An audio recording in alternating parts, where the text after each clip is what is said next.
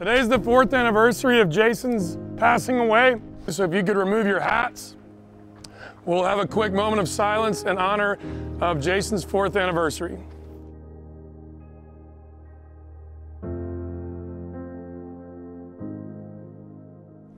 Thank you very much, everybody. Appreciate it. Jayson on 3. Jayson on 3. 1, 2, 3, Jayson! Jayson was a fun-loving kid. He loved sports. He was a good athlete, and anything he touched, he was really good at. We both loved baseball, and I started coaching him when he was 7 years old, up until 15 probably. I enjoyed it quite a bit. I don't know if he enjoyed it as much as I did. It's always tough being the kid of a parent that's a coach, but it was pretty special. Jayson went through the ranks in Lake Elmo traveling baseball, and as he came up, he played first base, but he loved being on the mound. And he got on top of that mound, and he was a whole different person. And eventually, when he got to Stillwater High School, his junior year, he was all-state, all-conference, and yeah, he took them to the state championship.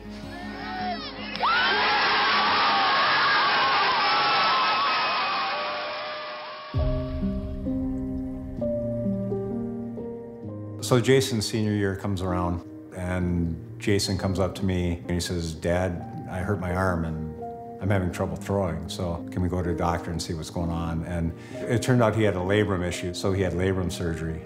He came out of the surgery fine, but he just wasn't able to pitch his senior year because he didn't have enough time for recovery. As the year went on, we started seeing some behavioral differences with him. He wasn't the same Jayson. We thought it was maybe he's just depressed because he wasn't doing the thing he loved so much. And it just started getting worse and worse. So this had been going on for years now. And one day, Jayson said, "Dad, can I talk to you?" And he said, "Dad, after surgery in high school, I had an issue with pain meds. And now I'm at a spot where I don't know what to do. I can't get off of them." At the time, I didn't know anything about addiction. It was new to me. I just thought it was something that you could possibly fix in a clinic.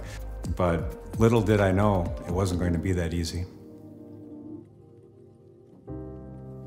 So over the course of the next 6 years, Jayson went through treatment. He was in and out of hospitals. He physically and mentally was just declining. It was really hard to watch. It just went on and on and on. We basically slept with one eye open all the time. We, feared for him. We feared for ourselves.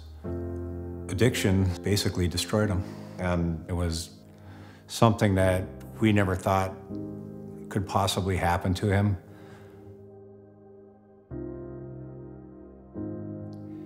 In a last-ditch attempt to help Jayson, we told him that he could stay at our house for a while.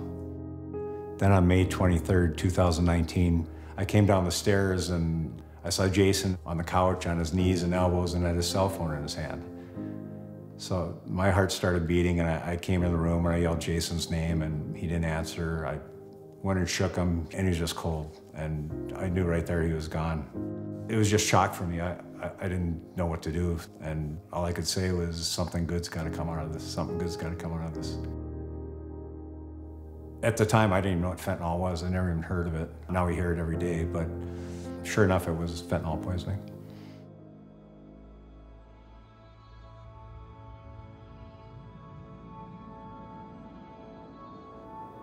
In my family, at least, we handle grief differently.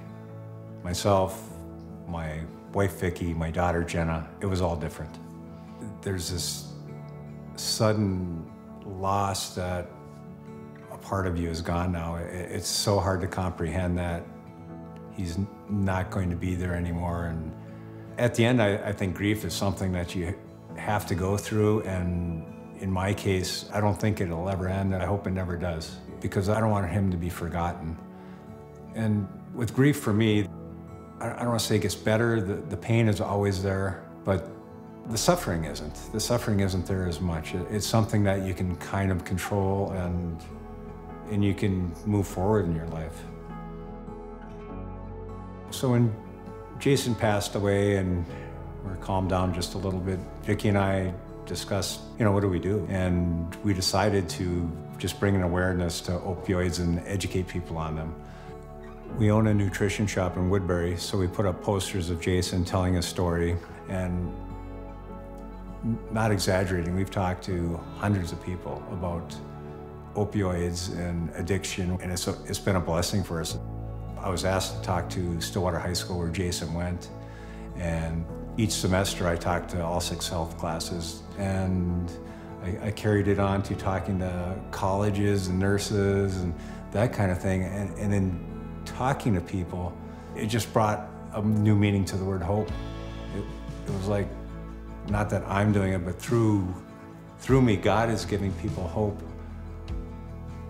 in these situations with addiction, with grief in general. On top of that, I was asked by the coaches in the Lake Elmo organization if they could put on a tournament for Jayson, and I said, sure. Turns out the next year they said, hey, why don't you coach with us? And as hard as it was that first game to be coaching without Jayson being there, I quickly started enjoying it and helping kids again, and just being a coach. So through Jayson, I've been given a new meaning for hope, and I live it every day. Hi, boy. Hey, couldn't have written it any better once again. Seriously, guys.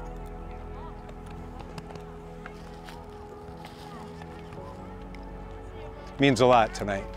It was a tough day all day, and like I said, you guys have helped me to move forward through this whole thing since Jayson passed, being part of this team.